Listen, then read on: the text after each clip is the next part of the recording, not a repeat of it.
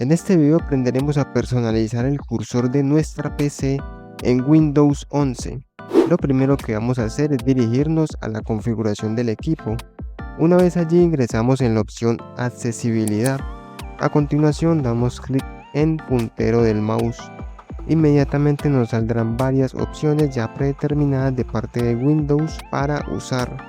Podemos ir seleccionando y viendo cómo el cursor va cambiando su aspecto e inclusive podemos aumentar su tamaño. Esta opción es totalmente válida, pero también en caso de que queramos tener algo mucho más personalizado, podemos hacer lo siguiente.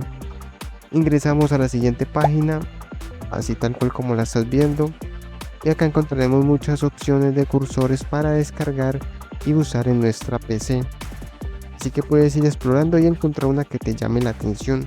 Una vez lo hagas, sencillamente la descargas y extraes su archivo correspondiente. Para establecer el cursor que descargaste, volvemos a configuración, pero esta vez nos vamos a dirigir a Bluetooth y dispositivos.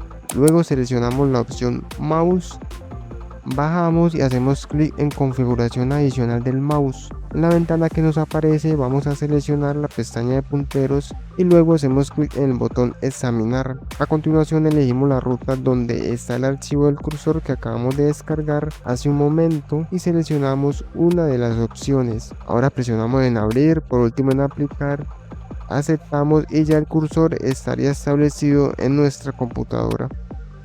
Listo, eso sería todo. Si el video te ha sido útil, deja un like, suscríbete al canal y comenta si tienes dudas sobre algo. No siendo más, nos vemos en el siguiente video.